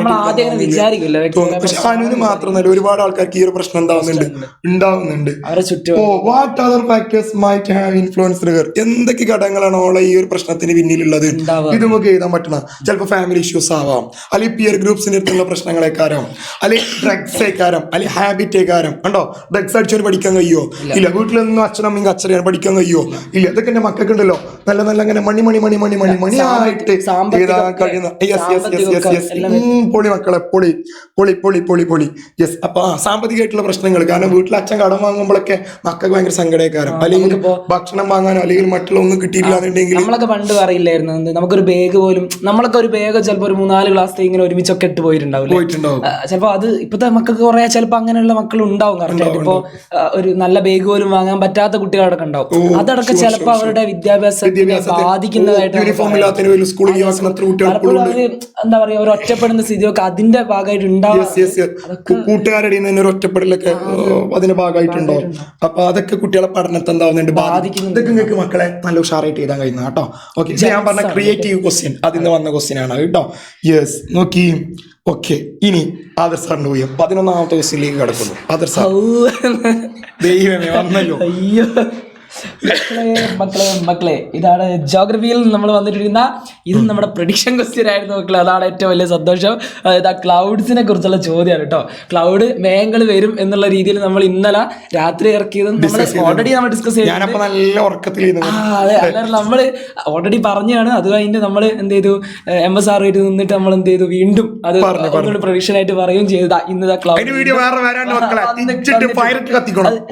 അത് കറക്റ്റായിട്ട് വന്നിട്ടുണ്ട് അല്ലേ? നോക്കുക, ഇവിടെ 2 കാര്യങ്ങൾ കൊടുത്തിട്ടുണ്ട്, 2 പോയിന്റ്സുകൾ കൊടുത്തിട്ടുണ്ട്. ആ 2 പോയിന്റ്സുകൾ പറഞ്ഞിട്ടുള്ള മേഘങ്ങൾ, ക്ലൗഡ് ഏതാണെന്നാണ് എഴുതേണ്ടത്. അപ്പൊ ഒന്നാമത്തെ ഏതാ അറിയാം സാറേ? ഒന്നാമത്തത് ഡാർക്ക് ആയിട്ടുള്ള റെയിൻ ബിയറിംഗ് ക്ലൗഡ്സ് ആണ്. ഓക്കെ, അതായത് ഇരുണ്ട നിറത്തിലുള്ള മഴമേഘങ്ങളെയാണ് ആദ്യത്തെ സംഭവത്തിൽ പറയുന്നത്. Form in A lower part of the atmosphere, ഏറ്റവും ഈ അന്തരീക്ഷത്തിന്റെ താഴെ വിധാനത്തിൽ കാണപ്പെടുന്ന ഒരു മേഘം കൂടിയാണ്. അപ്പോൾ ഒന്നാമത് ഇവിടെ കിട്ടിയിരുന്ന സൂചന എന്തൊക്കെയാന്ന് വെച്ചാൽ മഴമേഘങ്ങളാണ്, അത് ഇരുണ്ട് കിടക്കുന്നുണ്ട്, അന്തരീക്ഷത്തിന്റെ താഴ്ന്ന വിധാനത്തിലാണത് കാണപ്പെടുന്നത്. ഇത്രയും നമുക്ക് കിട്ടിയിട്ടുണ്ട്. അപ്പം തന്നെ നമുക്ക് ഇരുണ്ട മേഘാണെന്ന് പറയുമ്പോഴേ നമുക്കറിയാം അതെന്താണ്, നിംബസ് മേഘാണ് എന്നറിയാം. കാരണം മഴ കൊണ്ടുവരുന്ന മേഘാണ് നിംബസ് മേഘം. ഓക്കെ, അപ്പൊ അത് നിംബസ് ആണെന്നുള്ള കാര്യം നമുക്കറിയാം. ഇനി B, thin delicate feather like clouds ആണ്. അതായത് ഫെദർ ലൈക്ക് എന്ന് പറഞ്ഞാൽ തൂവൽ പോലെ കാണുന്ന ഒരു ക്ലൗഡ് ആണ്. അപ്പൊ ഫോം ചെയ്യുന്നത് വെരി ഹൈ ക്ലൗഡിന് മലയാളം മീഡിയം കുട്ടികൾ മേഘം. അപ്പം ഫെദർ ലൈക്ക് മേഘം, അതായത് തൂവൽ പോലെ കാണപ്പെടുന്ന മേഘങ്ങളെയാണ് നമ്മളിവിടെ പറയുന്നത്. ഇവിടെ അടുത്തൊരു സൂചനയായിട്ട് പറയുന്നത് അതൊന്നുമില്ല മക്കളെ, സിറസ് ആണ് അല്ലെ. തൂവൽ പോലെ കാണപ്പെടുന്ന മേഘം ഏതാണ്? സിറസ് മേഘങ്ങളാണ് എന്നുള്ള കാര്യം എഴുതി വെക്കുക. ഈ 2 എഴുതി വെച്ചാൽ മതി, വേറെ കുഴപ്പമൊന്നുമില്ല അല്ലേ? ഇതൊന്നും ഇല്ല. അടുത്ത ക്വസ്റ്റ്യൻ മക്കളെ, ഓക്കെ അല്ലേ സാറേ? ഓക്കെ, 12ാമത്തെ question, evaluate the participation of woman in the French Revolution. Okay, ഈ നമ്മൾ മറ്റേ ഈ ചാനലൊക്കെ പരസ്യം വരുന്നില്ല, കുറെ നേരം സിനിമയായിട്ട് ഇടയ്ക്കൊരു പരസ്യം ജോഗ്രഫിന്റെ. അപ്പോ ഫ്രഞ്ച് വിപ്ലവത്തില് സ്ത്രീകളുടെ പങ്കാളിത്തത്തെ കുറിച്ചിട്ട് മക്കളെ ചോദ്യം ചോദിച്ചില്ല. സാറ് നല്ല ചുമ ഉണ്ട് കേട്ടോ, അതുകൊണ്ടോ സാർ ഇങ്ങനെ ശ്വാസം എടുത്ത് പറയുന്നത്. അപ്പോൾ ഈ സ്ത്രീകളുടെ പങ്കാളിത്തം എന്താ വെച്ചാൽ നമുക്കറിയാലോ, ആയിരക്കണക്കിന് സ്ത്രീകൾ റൊട്ടി ആവശ്യപ്പെട്ടിട്ട് വേഴ്സായിസ് കൊട്ടാരത്തിലേക്ക് മാർച്ചെടുത്തി കൊട്ടാരത്തിന്റെ പേര് വേസ്റ്റ് ആയിസ് എന്ന് കിട്ടൂലെങ്കിൽ വേസ്റ്റ് ആയിസ് എന്നൊക്കെ ആലോചിച്ച് മതി എന്നൊക്കെ പറഞ്ഞിട്ടുണ്ട്. ഉണ്ടോ സാറേ, ഓർമ്മ ഉണ്ടോ? ഇന്നലെ പറഞ്ഞിട്ടുണ്ടായിരുന്നു. യെസ്. അപ്പൊ അതേപോലെ 2 സ്ത്രീകളൊക്കെ ഉണ്ട്, ഒളിമ്പിയാടെ ഗുഷ്, അതേപോലെ ജെന്നി റോളുണ്ട്. ഞങ്ങളെന്ന് പറഞ്ഞിട്ടുള്ളൂ ഏതോ കുട്ടിക്ക് മെസ്സേജ്, സാർ നിങ്ങൾ എന്നെ കളിയാക്കിയല്ലോ ജന്ന എന്ന് പറഞ്ഞിട്ട് ഗുഷ് എന്നൊക്കെ പറഞ്ഞിട്ട് കളിയാക്കിയല്ലോ എന്ന് പറഞ്ഞു. പക്ഷെ അതൊന്നും യഥാർത്ഥത്തിൽ നിങ്ങളെ കളിയാക്കാനുള്ളതല്ല, ട്രിക്ക് പറഞ്ഞില്ല. നമുക്കത് എളുപ്പത്തിൽ അപ്പൊ അതൊന്നും ജസ്റ്റ് ചെയ്ത് വെച്ചാൽ മതി മക്കളെ, സിമ്പിൾ ആയിട്ട് നിങ്ങൾക്ക് എന്തോ അതിന്റെ ഉത്തരം കിട്ടും. ഓക്കെ ആണല്ലോ, ജോഗ്രഫി വന്നു. ഓക്കെ ആണല്ലോ, ഇനി പരസ്യങ്ങളില്ല, ഇനി കൃത്യമായ ഇടവേളകൾ മാത്രം. Yes. Hot desert are mostly conform to the western margin of continents. Why? ഇത് വായിക്കാൻ കുറച്ച് ബുദ്ധിമുട്ടുണ്ട്. എന്തുകൊണ്ട് ഇത് വായിക്കാൻ കുറച്ച് ബുദ്ധിമുട്ടുണ്ട് അല്ലേ? ഓക്കെ. അപ്പോൾ hot desert are mostly conform the western margin of continents. Why? അതാ ചോദിച്ചത്. അതായത് നമ്മുടെ ഉഷ്ണമരുഭൂമികളില്ലേ, ഉഷ്ണമരുഭൂമികൾ എന്തുകൊണ്ടാണ് ഈ പടിഞ്ഞാറൻ ഭാഗത്ത് തന്നെ, ഇപ്പോൾ ഒരു വൻകര എടുത്തു നോക്കിയാൽ അതിന്റെ പടിഞ്ഞാറൻ ഭാഗത്ത്, വെസ്റ്റ് ഭാഗത്ത് മാത്രമായിട്ട് നമ്മൾ കാണപ്പെടുന്നുണ്ട്. എന്തുകൊണ്ടാണ് അത് കാണുന്നത് എന്നുള്ളതാണ് ചോദ്യം. ഇങ്ങനെ കാണുന്നേരം വളരെ പ്രശ്നമായിട്ടൊക്കെ തോന്നും, പക്ഷെ ഇത് ഭയങ്കര സിമ്പിളാണ്. വാണിജ്യവാദങ്ങളുണ്ടല്ലോ, ട്രേഡ് വിൻസ് ഉണ്ടല്ലോ, അതിങ്ങനെ വരുന്ന സമയത്ത് അവസാനം ഈ വൻകരകളിലൊക്കെ എത്തിയിട്ട് ഈർപ്പം കൊണ്ട് തന്നെയാണ് വരിക, അതായത് മോയ്സ്ചർ കണ്ടന്റ് ആയിട്ടാണ് വരിക. അപ്പോൾ ആ വൻകരയിൽ പല ഭാഗങ്ങളിലും എന്ത് ചെയ്യും, മഴ പെയ്യിക്കും. അങ്ങനെ പെയ്യിച്ച് അങ്ങ് എത്തുമ്പോഴത്തേക്ക് എന്ത് ചെയ്യും, അതിന്റെ മോയ്സ്ചർ കണ്ടന്റ് തീർന്നു, വരണ്ടു. അപ്പൊ അവിടെ ഈ മരുഭൂമി അതിന്റെ ഒരു ഈ വെസ്റ്റ് ഭാഗത്തിൽ എത്തുന്ന സമയമാകുമ്പോഴത്തേക്ക് എന്ത് ചെയ്യും, ഈ കാറ്റിലുള്ള ഈ മോയ്സ്ചർ കണ്ടന്റ് തീർന്നു. അപ്പൊ അവിടെ എന്ത് കിട്ടില്ല, മഴ കിട്ടില്ല. അതുകൊണ്ട് അവിടെ എന്തായി മാറി, ഈ പ്രദേശങ്ങളിലെ മാപ്പ് നോക്കിയാൽ നമുക്ക് അറിയാൻ പറ്റും, എല്ലാം വെസ്റ്റേൺ ഭാഗത്തേക്കാണ് വരിക, പടിഞ്ഞാറൻ ഭാഗത്തേക്കാണ് വരിക എല്ലാ മരുഭൂമികളും. അത് ഇതുകൊണ്ട് അവിടെ എത്തുമ്പോഴത്തേക്ക് എന്ത് ചെയ്യില്ല, മഴ കുറഞ്ഞു പോകും, ഈർപ്പം തീർന്നു. വീട് പോകുന്ന പോലെ അവിടെ ചോദ്യത്തിന് ഉത്തരം കിട്ടി. അതാണ്. അപ്പോ അതുകൊണ്ടാണ് എന്ത് ചെയ്യുന്നത്, ഹോട്ട് ഡെസേർട്ടൊക്കെ ഈ പടിഞ്ഞാറൻ ഭാഗത്ത് കാണുന്നത് കേട്ടോ. എഴുതി കൊടുത്താൽ സാറേ. 14ാമത്തെ ക്വസ്റ്റ്യൻ ഇന്നലെ പറഞ്ഞപ്പോൾ ഞാൻ പറഞ്ഞു, മക്കളെ നെപ്പോളിയൻ ഇല്ലാത്ത പരീക്ഷ ഉണ്ടാവില്ല. നെപ്പോളിയനെ കുറിച്ച് പരീക്ഷയ്ക്ക് ചോദിച്ചില്ലേ മക്കളെ, അതാ വായിച്ചോളി. ഞാൻ ഈ പരിപാടിയാണ് നിർത്തും പറഞ്ഞു, നെപ്പോളിയൻ ചോദിച്ചു. അപ്പൊ നിർത്തണ്ട. ഓക്കെ, നോക്കി, നെപ്പോളിയൻ റിഫോംസിനെ കുറിച്ച് ചോദിച്ചിട്ടുള്ളത് കേട്ടോ. അതിൽ വിട്ട ഭാഗം പൂരിപ്പിക്കാനാണ് ചേഞ്ചസ് എന്താ അവിടെ വന്നിട്ടുള്ളത്. ഇക്കണോമിക് റിഫോം, സാമ്പത്തിക പരിഷ്കാരം. അതിനുവേണ്ടി നെപ്പോളിയൻ എന്ത് മാറ്റാണ് കൊണ്ടുവന്നത്? നെപ്പോളിയൻ ഞാൻ പറഞ്ഞില്ല, ഇന്നലെ ഞാൻ സൈഡ് കൂടെ നടന്നപ്പോ ബാങ്ക് കണ്ടു പറഞ്ഞില്ലേ, സാധനമാണത്. അപ്പോൾ ബാങ്ക് ഓഫ് ഫ്രാൻസ് കൊടുത്താൽ മതി. സാറേ എന്താകുമ്പോ 2 ടച്ച് ഞാൻ കുത്തി വരുന്നില്ല. ഓക്കെ, ഇപ്പൊ വന്നു. ബാങ്ക് ഓഫ് ഫ്രാൻസ് സ്ഥാപിച്ചു, അത്ര മതി, വേറൊന്നും പറയാം. മിലിറ്ററി റിഫോംസ്, സൈന്യത്തെ വിവിധ വിഭാഗങ്ങളായിട്ട് എന്തായി തരംതിരിച്ചു, സൈനിക പരിഷ്കാരം ബറ്റാലിയനുകളായിട്ട് തരംതിരിച്ചു. ഇത്രമാത്രം മതി, വേറൊന്നും ഇതല്ല. അടുത്ത്, identify the climate region in which the following native people belongs to. Sir പറയണം. ഓക്കെ, അപ്പോൾ ഇത് ക്ലൈമാറ്റിക് റീജിയനെ കുറിച്ചുള്ള ഒരു ചോദ്യമാണ്. അവിടെയുള്ള 2 പ്രധാനപ്പെട്ട ട്രൈബ്സിനെ കുറിച്ച് അവിടെ കൊടുത്തില്ല. ഒന്ന് ബുഷ്മനും മസായി സാർക്ക് ഓർമ്മ കേട്ടോ, മസായി. അപ്പോ മസായി ഓർമ്മല്ലേ അന്ന് പറഞ്ഞേ, നമ്മള് ക്ലാസ് എടുക്കുന്ന മസായി എന്ന് പറഞ്ഞില്ലായിരുന്നു, സാവന്ന റീജിയനിലെ ഇന്നലെ. അപ്പോ അത് ഈ ബുഷ്മനും മസായി. ക്ലൈമാറ്റിക് റീജിയൻ എന്ന് പറഞ്ഞു കഴിഞ്ഞാൽ സത്യത്തിൽ നമ്മളെങ്ങനെ ക്ലൈമാറ്റിക് റീജിയൻ, കാലാവസ്ഥ മേഖല എന്ന് പറഞ്ഞാൽ നമ്മൾ വിശാലമായിട്ട് ഭൂമിയിൽ പല പ്രദേശത്ത് എന്താണ് കാലാവസ്ഥ ഭയങ്കര ഡിഫറെന്റ് ആണ് അല്ലെ, അത് നമുക്ക് അറിയാവുന്ന കാര്യം. പക്ഷെ എന്നാൽ പോലും നമുക്ക് സമാനമായിട്ടുള്ള സെയിം ആയിട്ടുള്ള കുറെ കാലാവസ്ഥകൾ നമുക്ക് ഇങ്ങനെ കാണാൻ പറ്റും. അതിനെ നമ്മൾ എന്ത് ചെയ്തിട്ടുണ്ട്, ഓരോ പേരിട്ട് ഇങ്ങനെ വിളിക്കുന്നത്. അതിലൊന്നാണ് ബുഷ്മനും. അല്ല, അതിലൊന്നല്ല, അതില് കുറെ ഇപ്പം സാവന്ന ക്ലൈമറ്റ്, ഉഷ്ണമേഖല മരുഭൂമികള്, അങ്ങനെ കുറെ നമുക്ക് പഠിക്കാനുണ്ട്. 8ഓളം നമുക്ക് പഠിക്കാനുണ്ട്. മെഡിറ്ററേനിയൻ എന്നൊക്കെ പറഞ്ഞ് പഠിക്കാനുണ്ട്. അതിൽ അങ്ങനത്തെ ഒരു വിഭാഗത്തിൽ, അങ്ങനത്തെ ഒരു റീജിയനിൽ ജീവിക്കുന്ന ട്രൈബാണ് സത്യത്തിൽ ബുഷ്മനും മസായി. അപ്പൊ ബുഷ്മൻ എവിടെയാണ്, മസായി എവിടെയാണ്, അവരെവിടെയാണ് ജീവിക്കുന്നത്, പ്രദേശത്ത് എവിടെയാണ് ജീവിക്കുന്നത്. ബുഷ്മൻ എന്ന് പറഞ്ഞാല് നമ്മുടെ അമേരിക്കൻ പ്രസിഡന്റ് ആണോ, ബുഷ് ആണോ? അല്ല, നമ്മുടെ ഉഷ്ണമരുഭൂമിയിലൊക്കെ കാണപ്പെടുന്ന ട്രൈബ്സ് ആണ്. അതായത് കലഹാരി കിട്ടും. ഉഷ്ണമരുഭൂമി എഴുതുന്നതിനേക്കാളും ബെറ്റർ എനിക്ക് തോന്നുന്ന കലഹാരി എന്ന് എഴുതുന്നതായിരിക്കും. കലഹാരി കലഹാരി എന്ന് അതായത് മാപ്പിൽ കറക്റ്റ് ആയിട്ട് കലഹാരി എന്നൊരു സ്പോട്ട് ഉണ്ട്. അപ്പൊ ഹോട്ട് ഡെസേർട്ട് എഴുതിയാലും കുഴപ്പമൊന്നുമില്ല. ഇവിടെ മക്കളെ നോട്ട് ദി പോയിന്റ് ശ്രദ്ധിക്കുക, ഇവിടെ ചോദിച്ചിരിക്കുന്ന ക്ലൈമാറ്റിക് റീജിയൻ തന്നെയാണ്. അപ്പൊ പക്ക ഉഷ്ണമരുഭൂമി എഴുതിയാൽ മതി, ഹോട്ട് ഡെസേർട്ട് എഴുതിയാൽ മതി. കറക്റ്റ് ഉത്തരാണ്. അതായത് ഒന്ന് വേണമെങ്കിൽ നിങ്ങൾ സ്ലൈഡ് ഇട്ട് കലഹാരി എന്ന് എഴുതാൻ പൊളി എന്നുള്ള സാധനം. മസായി ആണെങ്കിൽ ഒന്നും നോക്കണ്ട, സാവന്ന ക്ലൈമറ്റ് ആണ്. കാലാവസ്ഥാ മേഖല. ഇനി 16 മുതൽ 23 വരെയുള്ള ക്വസ്റ്റ്യൻസിന് 3ലോ അതിൽ 4 വരിയിലോ അതിൽ കൂടുതലുള്ള വരിയിലോ എഴുതാനാണ് പറഞ്ഞിട്ടുള്ളത്. 3 or more സെന്റൻസ്. ഞാനാ ഓക്കെ സാറാണ് ആണ് ഞാൻ പറഞ്ഞല്ലേ ഇപ്പൊ ഫുള്ള് ജോഗ്രഫിക്കാ കൊടുക്കുന്നത്. ഇല്ല ഫ്രഞ്ച്. കൺസ്യൂമർ കോർട്ട് മക്കളെ കോടതികൾ ആരെങ്കിലും നിങ്ങളെ കബളിപ്പിച്ചാൽ you can directly approach consumer court. ഇപ്പൊ 10 രൂപേന്റെ ടൈഗർ ബാക്ക് നിങ്ങൾ ആരെന്തെങ്കിലും ബിസ്ക്കറ്റിന് 20 രൂപ വാങ്ങിക്കണമെങ്കിൽ ഡയറക്റ്റ് അപ്രോച്ച് കൺസ്യൂമർ കോർട്ട് അല്ലേ? നേരെ ഉപഭോക്തൃ കോടതി പോവാ, കേസ് കൊടുക്കുക, നിങ്ങൾക്ക് പല ഉപകരണങ്ങളും കിട്ടും. പോയി കേസ് കൊടുക്കണം. അതെ അതെ അതെ മുട്ടായി ഓക്കെ എടാ, ഇത് ഇന്നലെ നമ്മൾ പറഞ്ഞിട്ടുണ്ടായിരുന്നു, പ്രഡിക്ഷനിൽ നമ്മൾ പറഞ്ഞിട്ടുണ്ടായിരുന്നു അല്ലെ? പ്രഡിക്ഷനിൽ നമ്മൾ കൺസ്യൂമർ കോടതി എന്തായാലും വരുന്നുള്ള കാര്യം നമ്മൾ പറഞ്ഞിട്ടുണ്ട്, നമ്മൾ ഡിസ്കസ് ചെയ്തതാണ് മക്കളെ. ഇമ്പോർട്ടന്റ് ആയിട്ടുള്ള ഭാഗം, അങ്ങനെ പ്രഡിക്ഷൻ ഒന്നും പറയാൻ പറ്റില്ല, ഇത് എന്തായാലും വരും എന്നുള്ളൊരു തീരുമാനം ഉണ്ടായിരുന്നു. പ്രഡിക്ഷനോടെ സ്ഥാനമില്ല എന്നാ സാറ് പറയുന്നത്. കാരണം ഇത് പേപ്പർ ഉണ്ടോ സാധനം ഉണ്ട് എന്നല്ല, കാരണം ഉറപ്പായിട്ടും വരും. കാരണം കൺസ്യൂമർ കോർട്ടൊക്കെ എന്തായാലും പഠിക്കേണ്ട ഒരു സാധനമായിട്ട് വരുന്ന ഒരു കാര്യം. അപ്പൊ എന്തായാലും വരും. ഇവിടെ നോക്കേണ്ടത് പറഞ്ഞാൽ ഞാൻ പറഞ്ഞ പോലെ തന്നെ ഇവിടെ 3 സ്ട്രക്ചർ ആയിട്ടാണ് എന്തുള്ളത് നമ്മുടെ കോടതികളുള്ളത്. ഒന്ന് നാഷണൽ, ഒന്ന് ഇവിടെ സ്റ്റേറ്റ് വരും, പിന്നെ എന്താ ലാസ്റ്റ് നമ്മുടെ ഡിസ്ട്രിക്ട് വരും. അതായത് മലയാളത്തിൽ പറയാൻ ദേശീയ, അതുപോലെ തന്നെ സംസ്ഥാനം, അതുപോലെ തന്നെ ജില്ല. സുപ്രീം കോടതി അല്ല അല്ലേ? സുപ്രീം കോടതി അല്ല, സുപ്രീം കോടതി വേറെ തന്നെ കിടക്കുന്നു. നാഷണൽ ദേശീയ കൺസ്യൂമർ റീഡേഴ്സൽ കമ്മീഷൻ എന്ന് പറയുന്നത്, തർക്കപരിഹാര കമ്മീഷൻ എന്ന് പറയുന്നത്, കോടതി എന്ന് പറയുന്നത് സംഭവം എന്താണ്? ഏറ്റവും അപ്പെക്സ് ബോഡി ഏറ്റവും ടോപ്പിൽ വരും. അത് കൺസ്യൂമേഴ്സിനായിട്ട് മാത്രമുള്ളതാണ്. അത് അങ്ങനെ തന്നെ ആലോചിച്ചോക്കാം. ചില കുട്ടികൾ നമ്മൾ നാഷണൽ പറയുമ്പോൾ സുപ്രീം കോടതി, ഇതെല്ലാം നമുക്ക് വലിയൊരു പ്രശ്നമൊക്കെ ആയിട്ട് മാറിയ നേരെ ഏറ്റവും ഇതായിട്ട് നമുക്ക് സുപ്രീം കോടതി എല്ലാം നമ്മൾ ഇതാണ് നമ്മുടെ കോർട്ട് എന്ന് പറയുന്നത്. കൺസ്യൂമർ കോർട്ടാണ് നമുക്ക് എന്ത് ചെയ്യാം, നമ്മളൊരു സാധനം വാങ്ങിക്കണ്ടെങ്കിൽ അതിൽ നമ്മൾ പറ്റിക്കപ്പെട്ടാൽ, സാധനവും സേവനോ കേട്ടോ, ഗുഡ്സ് ആൻഡ് സർവീസസ് ഉണ്ട്. ഇപ്പം സേവനം എന്ന് പറയുമ്പോൾ ഡോക്ടർ ഒരു സേവനല്ലേ ചെയ്യുന്നത്, സത്യം അല്ലെ? അപ്പൊ അത് അങ്ങനെയുള്ള നമ്മൾ സേവനല്ലേ ചെയ്തത്. അപ്പൊ നമ്മളൊരാളെ പറ്റിക്കുകയാണെങ്കിൽ നിങ്ങളെ പറ്റിച്ചാൽ യു ക്യാൻ ഡയറക്ട്ലി അപ്രോച്ച് ചെയ്ത് സുപ്രീം കോർട്ട് ഓർ സുപ്രീം കോടതി, ഹൈക്കോടതിയിലെ ഉണ്ട്, കൺസ്യൂമർ കോർട്ടിലെ ഉണ്ട്.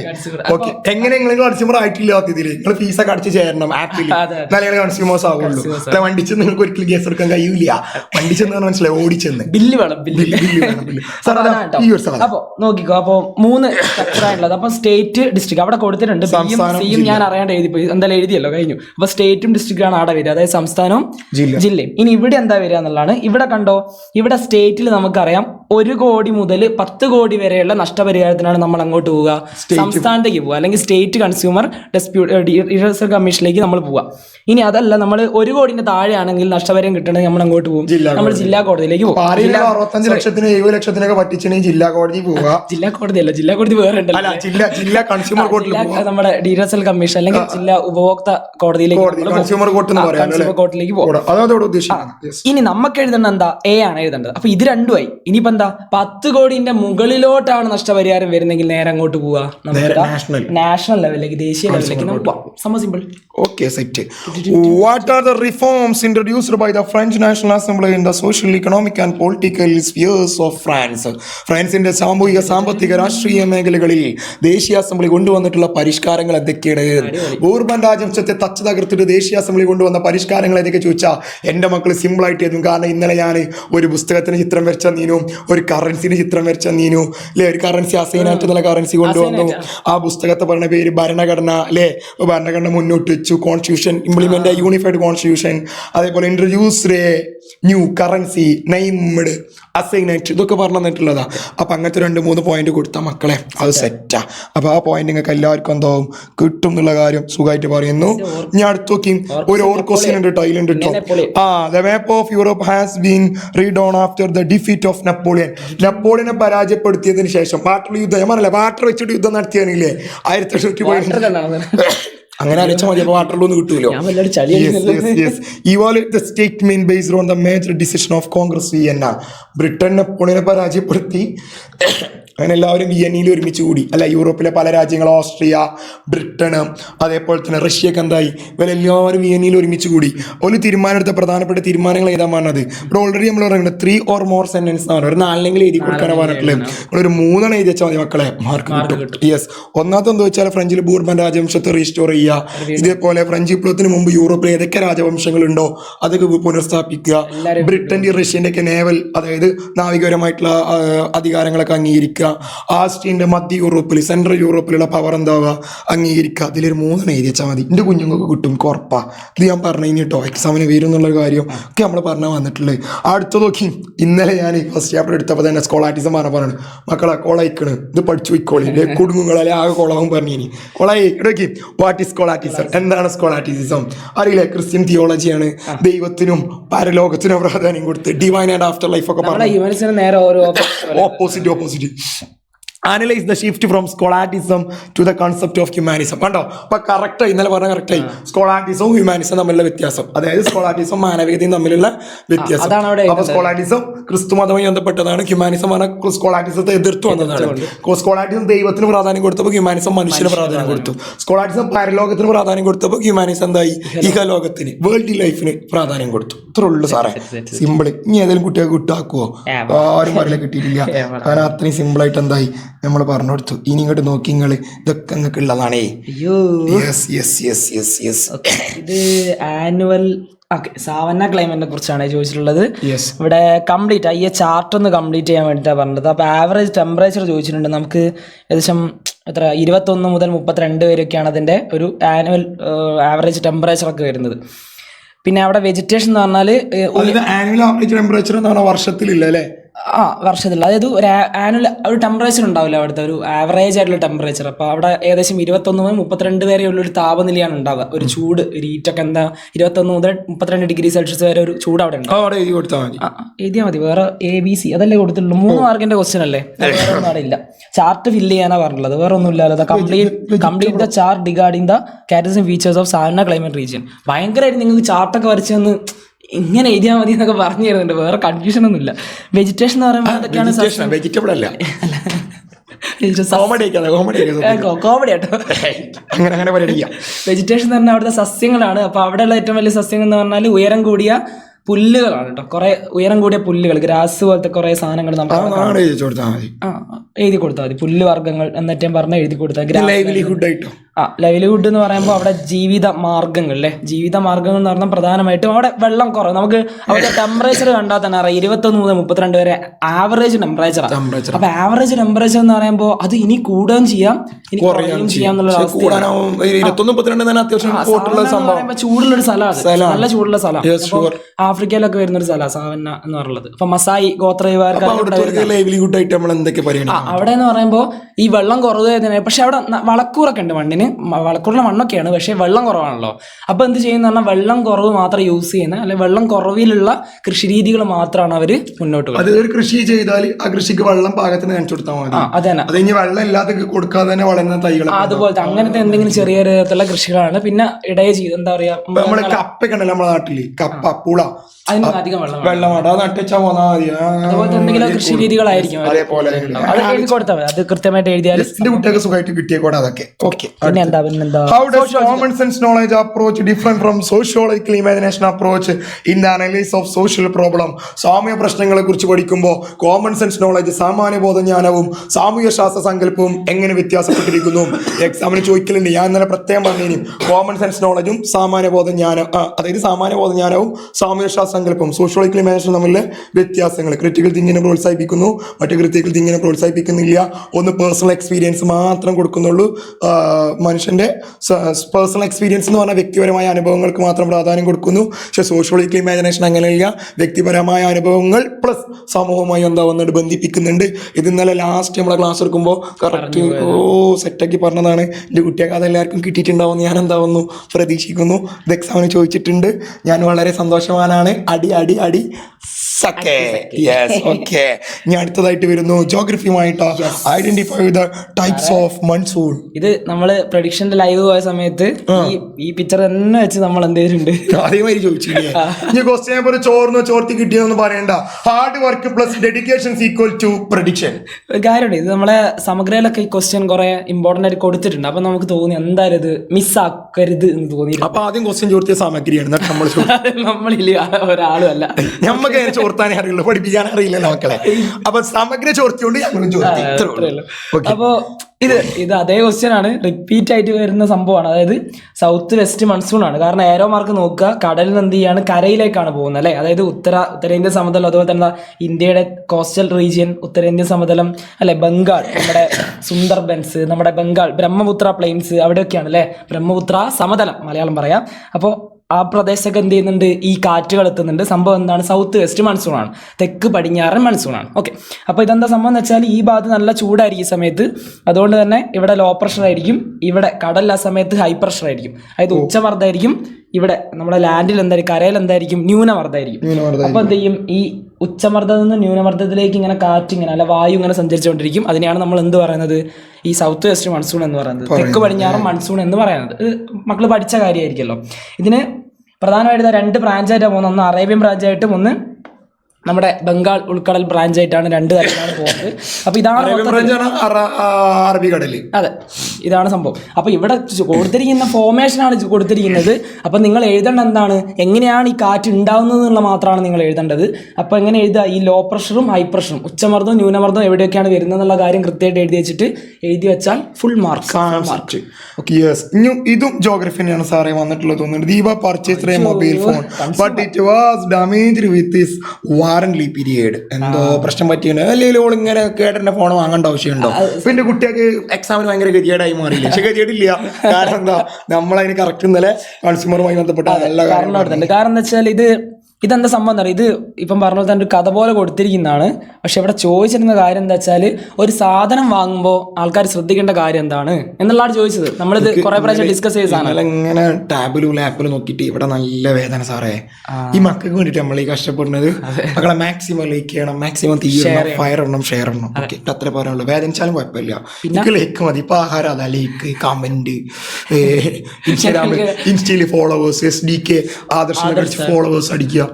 ഇപ്പൊ അതൊക്കെ തന്നെ ആഹാരം, വേറെ ആഹാരങ്ങളൊന്നും ഇല്ല. ഓക്കെ, അപ്പോൾ ഇവിടെ അതാണ് സംഭവം. അത് കഥ പോലെ ഇങ്ങനെ കൊടുത്തിട്ടുണ്ടെങ്കിൽ ഇവിടെ കൊടുത്തിരിക്കുന്ന നോക്കിയോ നിങ്ങൾ, ഈ ദീപ എന്ത് ചെയ്തു, ഒരു സാധനം മൊബൈൽ ഫോൺ എന്ത് ചെയ്തു, പർച്ചേസ് ചെയ്തു അല്ലേ, വാങ്ങിയ സമയത്ത് എന്ത് ചെയ്തു, അതിന് ഡാമേജ് ആ സാധനം, അത് പ്രശ്നമുള്ള സാധനമായിരുന്നു. അതിന് വാറണ്ടി പീരീഡ് കഴിഞ്ഞിട്ടില്ല അല്ലേ, അതിന് within it is warranty period. Warranty period കഴിയുന്നതിന് മുമ്പ് എന്ത് ചെയ്തു, അത് ഡാമേജ് ആയി. പക്ഷേ പ്രശ്നം എവിടെ പറ്റിയേ, മുപ്പത്തി എന്ത് ചെയ്തില്ല, ബില്ല് വാങ്ങിയിട്ടില്ല. തെറ്റാണ്, അവിടെ തെറ്റാണ്, അതാണ്. അയ്യോ, അപ്പോൾ അത് തന്നെയാണ് പ്രശ്നം. അപ്പം നമ്മളിവിടെ എന്താണ് നിങ്ങളോട് എഴുതാൻ പറ്റിയെന്ന് വെച്ചാൽ, analyse the objectives of consumer education based on this problem. അപ്പോൾ ഉപഭോക്തൃ വിദ്യാഭ്യാസത്തിൽ നമ്മൾ കൃത്യമായിട്ട് പറയുന്നുണ്ട് ഇതെങ്ങനെയാണ് നമ്മൾ ഇത് ശ്രദ്ധിക്കേണ്ടത്. നമ്മൾ അശ്രദ്ധയാണ് പലപ്പോഴും എന്ത് ചെയ്യുന്നത്, ഒരാൾ നമ്മളെ പറ്റിക്കപ്പെടാനൊരു കാരണമാകുന്നതെന്ന് പറഞ്ഞു വെക്കുന്നുണ്ട്. അപ്പോൾ കൺസ്യൂമർ എഡ്യൂക്കേഷനിലൂടെ നമ്മളിത് എന്ത് ചെയ്യണം, നമ്മളിതിന് ഉത്തരം കൊടുക്കണം എന്നാണ് പറയുന്നത്. അപ്പോൾ കൺസ്യൂമർ എഡ്യൂക്കേഷൻ എന്താണെന്നുള്ള കാര്യം നിങ്ങൾക്ക് ആദ്യം എഴുതി വെക്കാം. അതായത് എന്താണ് കൺസ്യൂമർ എഡ്യൂക്കേഷൻ, അപ്പോൾ നമുക്ക് അതിനെക്കുറിച്ച് ബോധം ഉണ്ടാവുക, നമുക്ക് ഈ അവകാശങ്ങളെ കുറിച്ച് ധാരണ ഉണ്ടാവുക, അതിന്റെ റേറ്റ് നോക്കണം, എന്തൊക്കെ ശ്രദ്ധിക്കണം, ബില്ല് കൃത്യമായി ശ്രദ്ധിക്കണം, GST ബില്ലാണോ നോക്കണം, അതിന്റെ വാറണ്ടി നോക്കണം, അതിന്റെ ബ്രാൻഡ് നോക്കണം, എല്ലാം. ചില ആൾക്കാരെ കണ്ട് ഗോൾഡ് വാങ്ങുമ്പോൾ ടാക്സിന്റെ റെസിപ്റ്റ് ഇല്ലാതെ ഗോൾഡ് വാങ്ങണമൊക്കെ ഉണ്ട്, വളരെ തെറ്റാ. പ്രശ്നം. അപ്പൊ അതാണ് സംഭവം അവിടെ. അത് നിങ്ങൾ എന്ത് വെച്ച് ചെയ്താൽ കൺസ്യൂമർ എഡ്യൂക്കേഷൻ, അതായത് ഉപഭോക്തൃ വിദ്യാഭ്യാസം വെച്ച് കണക്ട് ചെയ്തുകൊണ്ട് നിങ്ങൾ ഇതിന്റെ ഒരു പ്രശ്നം, ഇതെന്താണ് പറ്റിയത് എന്നുള്ള പ്രശ്നം. സത്യത്തിൽ മക്കൾ ഇങ്ങനത്തെ ചോദ്യം, ഇങ്ങനത്തെ ടോപ്പിക് നിങ്ങൾക്ക് തരുന്നത് നിങ്ങൾക്ക് ജീവിതത്തിൽ പകർത്താനും കൂടി, അല്ലാതെ എക്സാമിന് A+ വാങ്ങാന്ന് മാത്രമൊന്നും ഇല്ല. സാർ 23ാമത്തെ ക്വസ്റ്റ്യനും ജോഗ്രഫിയാ.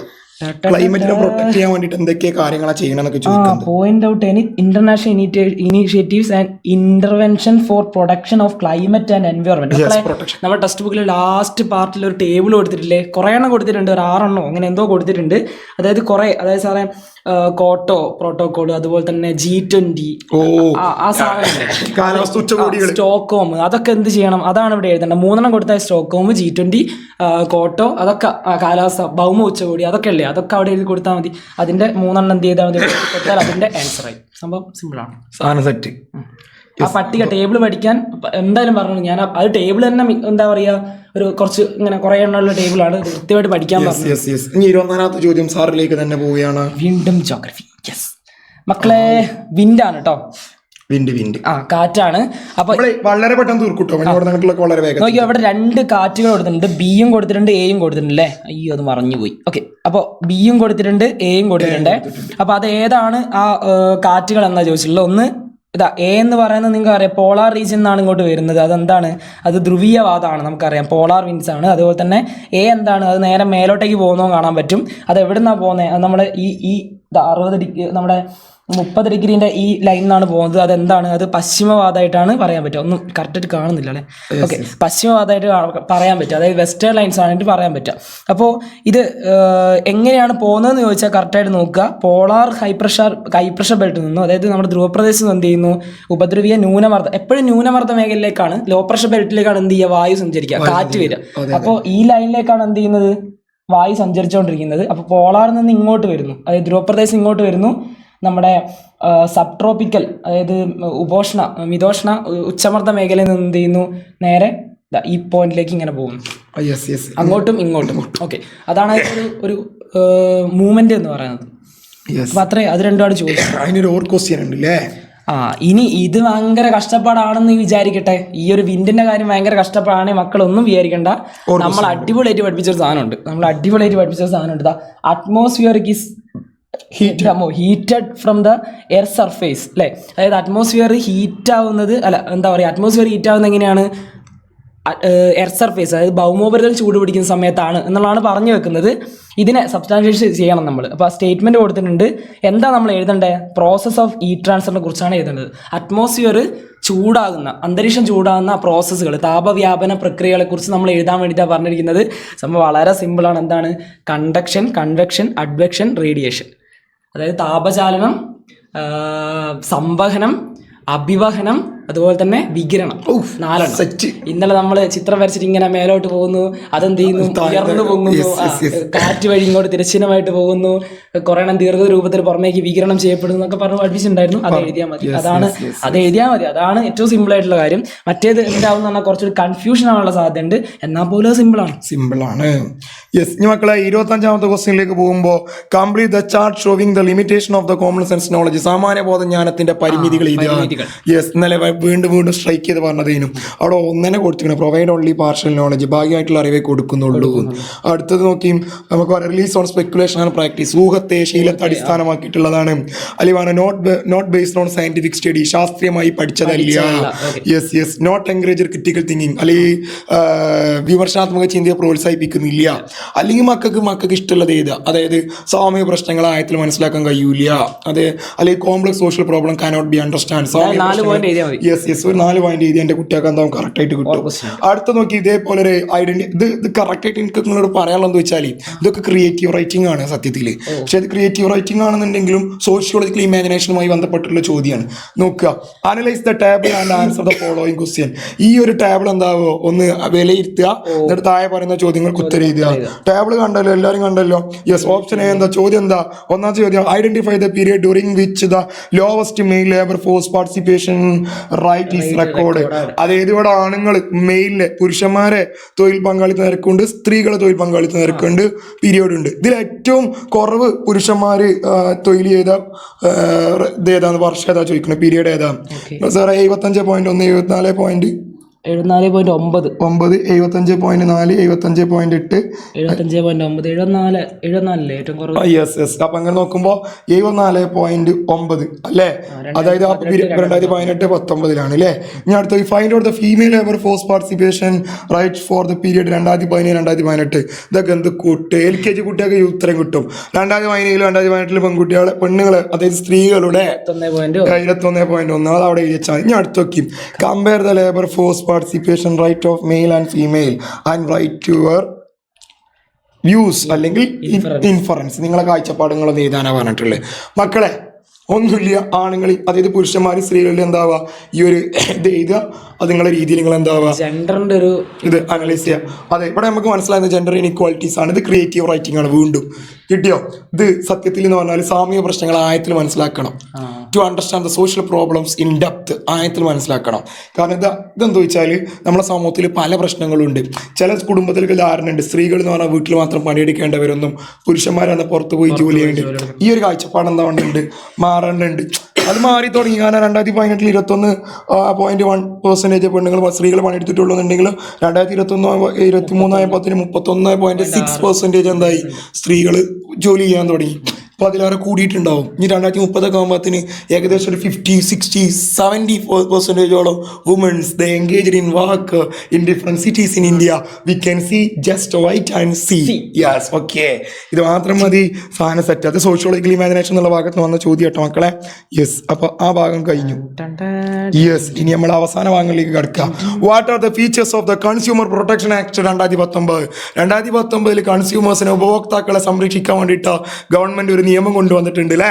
ആ നിയമത്തിന്റെ സവിശേഷതകൾ എന്താണ് സാർ എന്ന് ചോദിച്ചാൽ പറയൂ സാർ. അതിനു മുമ്പേ നമ്മൾ മനസ്സിലാക്കേണ്ട കാര്യം 1956 ആദ്യമായിട്ട് ഒരു നിയമം വന്നിട്ടുണ്ട്. അതിൽ നിന്ന് റീപ്ലേസ് ചെയ്തുകൊണ്ടാണ് എന്ത് വരുന്നത്, ആക്ട് നമ്മുടെ 2019 ആക്ട് വരുന്നത്. കുറച്ചുകൂടി സ്ട്രോങ് ആയിട്ട് കൺസ്യൂമർ കോർട്ടൊക്കെ ഈ സമയം കഴിഞ്ഞിട്ടാണ് വരുന്നത്. പക്ഷേ 2019 എന്ത് ചെയ്തു, അത് കുറച്ചുകൂടി ഒന്നുകൂടി സ്ട്രോങ് ആക്കി, ഒന്നുകൂടി ശക്തിപ്പെടുത്തി. അതുപോലെ തന്നെ എന്ത് ചെയ്തു, ഇ കൊമേഴ്സ് പ്ലാറ്റ്ഫോമുകളൊക്കെ അതിന്റെ കീഴിലേക്കാക്കി. അതുപോലെ അതിൽ വരുന്ന കുറെ ഇപ്പൊ ഓൺലൈൻ പ്ലാറ്റ്ഫോം ഒക്കെ നിറഞ്ഞെടുക്കാണല്ലോ. അതെ, അങ്ങനത്തെ കാര്യങ്ങളൊക്കെ സാധനങ്ങൾ പോകുന്ന വരുന്നൊക്കെ പ്ലാറ്റ്ഫോമുകളില്ലേ, അതൊക്കെ എന്ത് ചെയ്തു, അതൊക്കെ കറക്റ്റ് ആയിട്ട് എന്ത് ചെയ്യുക, മോണിറ്റർ ചെയ്യുക, കാര്യങ്ങളൊക്കെ അതിലേക്ക് വന്നു. അതുപോലെ തന്നെ കുറെ കാര്യങ്ങൾ, അതായത് പുതിയ കുറെ സ്ട്രോങ് ആയിട്ടുള്ള കാര്യങ്ങൾ കൊണ്ടുവന്നു. അതിന് കുറെ കാര്യങ്ങൾ അവർ പഠിക്കുന്നുണ്ട്. ഓക്കെ, അത് ഏറ്റവും ഇമ്പോർട്ടൻ്റ് ആയിട്ട് പറയുന്ന ഒരു സംഭവം എന്ന് വെച്ചാൽ അവിടെ നമ്മുടെ അഡ്വർടൈസ്മെന്റ് ഇല്ലേ, നമ്മുടെ പരസ്യങ്ങൾ, അതടക്കം മോണിറ്റർ ചെയ്യാൻ തുടങ്ങി. അത് കറക്റ്റായിട്ട് എന്ത് ചെയ്യാൻ തുടങ്ങി, അതായത് എന്താ പറയുക, ഫാൾസ് ആയിട്ടുള്ള ഇത് ചെയ്യാൻ തുടങ്ങി, പരസ്യങ്ങൾ ഒഴിവാക്കാൻ തുടങ്ങിയെന്നുള്ള. ഓക്കെ, ഹെൽത്ത് കെയറും ബാങ്കിങ് ഫ്രോഡ്സും അല്ലേ, ഇതിനെന്താ ചെയ്യാന്നുള്ള. ഹെൽത്ത് കെയറിനൊന്നുമില്ല, നമ്മൾ എന്ത് ചെയ്യുക, ആരോഗ്യ ഡയറക്ടറെ നമുക്ക് പോയി കാണാം, അല്ലെങ്കിൽ ആരോഗ്യ സേതു വഴി നമുക്ക് പരാതി കൊടുക്കാം. ഇനി അതൊന്നല്ല, കുറച്ചുകൂടി ഭയങ്കരമായിട്ട് മെഡിക്കൽ നെഗ്ലിജൻസും കാര്യങ്ങളൊക്കെ ആണെങ്കിൽ നമുക്ക് നേരിട്ട് എന്ത് ചെയ്യുക, സുപ്രീം കോടതി കൊണ്ടുപോയിട്ട് പരാതി കൊടുക്കാം. പിന്നെ ബാങ്കിങ് ഫ്രോഡ് ആണെങ്കിൽ നമുക്ക് ആദ്യം എന്ത് ചെയ്യാം, നമുക്കൊരു ബാങ്കിൽ എന്തെങ്കിലും പ്രശ്നമുണ്ടെങ്കിൽ ആദ്യം പോയിട്ട് ബാങ്ക് മാനേജർ സമീപിക്കുക, ആദ്യം പരാതി കൊടുക്കുക. 30 ദിവസത്തിനുള്ളിൽ പരാതി അവരൊന്നും റീപ്ലൈ ഒന്നും തന്നില്ല, നേരെ റിസർവ് ബാങ്ക് ഓംബുഡ്സ്മാന്റെ എന്ത് ചെയ്യുക, കണക്ട് ചെയ്യുക. അതായത് അവർക്ക് കൃത്യമായി ടോൾ ഫ്രീ നമ്പർ ഉണ്ട്, അത് കണക്ട് ചെയ്തിട്ട് അവർ പരാതി ഏൽപ്പിക്കുക. അത്രയേ ഉള്ളൂ. ഇനി Sahara desert. Okay, mark the label following go information outline map of the മാപ്പാണ് കേട്ടോ സാറേ, മാപ്പാണ്. അപ്പൊ Sahara desert, Kalahari desert, Llanos grassland, prairie grassland ഒക്കെ ചോദിച്ചിട്ടുണ്ട്. ലാനോസ്, പ്രയറി ഒക്കെ ചോദിച്ചിട്ടുണ്ട്. അപ്പോൾ ഇവിടെ മാപ്പ്, ഓക്കെ, മാപ്പ് എന്ന് പറയുമ്പോൾ ഈ ഭാഗത്താണ്. ഞാൻ ഇതെന്തായാലും മക്കൾക്ക് ഇത് കുത്തനെയാണ് കാണുമല്ലേ. ഓക്കെ, ഇവിടെയാണ് ലാനോസ് ഒക്കെ വരിക. നമുക്ക് ഇതിങ്ങനെ തിരിയണല്ലോ, സത്യത്തിൽ ഇങ്ങനെ തിരിഞ്ഞു കഴിയൂല മക്കളെ. ഓക്കെ, നിങ്ങളത് ശ്രദ്ധിക്കുക. ഇനി നമുക്ക് കലഹാരി ഈ ഭാഗത്തായിട്ടാണ് വരിക. പിന്നെ ഇതാണ് സാറ് ചോദിച്ചാൽ അറേബ്യൻ ഡെസേർട്ട് ആണോ? ഒന്നുകൂടി സാറ് നോക്കി. സഹാറ ഡെസേർട്ട്, അതുപോലെ തന്നെ കലഹാരി കാണിച്ചു. പ്രയറി ഗ്രാസ്ലാൻഡ് അല്ലേ, പ്രയറി. ഓക്കെ, പ്രയറി നോർത്ത് അമേരിക്കയിലാണ് വരുന്നത്. തെക്കേ അമേരിക്ക ഈ ഭാഗത്താണ് പ്രയറി വരുന്നത്. അതുപോലെ തന്നെ ഈ ഭാഗത്താണ് അറേബ്യൻ ഡെസേർട്ട് കാര്യങ്ങൾ വരുന്നത്. വേറെ ഒന്നുമില്ലല്ലോ, അറേബ്യൻ ഡെസേർട്ട് കാര്യങ്ങൾ. സഹാറ നമ്മൾ പറഞ്ഞു കൊടുത്തോ? സഹാറ ഈ ഭാഗത്തായിട്ടാണ് സഹാറ വരുന്നത്. ഓക്കെ, സഹാറ മരുഭൂമി. മാപ്പ് വരുന്നത് അതിലാണ് ഏറ്റവും. അടുത്തത് ഫ്രഞ്ച് വിപ്ലവവുമായി ബന്ധപ്പെട്ട് തിങ്കേഴ്സിനെ കുറിച്ച് ചോദിക്കുകയാണെങ്കിൽ മക്കളെ എഴുതി വെച്ചോണ്ട് റൂസ് എന്തായാലും വരും പറഞ്ഞു. പക്ഷെ ഇവിടെ ചോദിച്ച റൂസ് മാത്രമല്ല, 3 ആൾക്കാർ എന്തായിട്ടുണ്ട് തീർത്തും ചോദിച്ചിട്ടുണ്ട്. വേണമെങ്കിൽ നിങ്ങൾക്ക് ഫിസിയോക്രാറ്റുകളെ കൂടെ എഴുതി കൊടുക്കാമായിരുന്നു.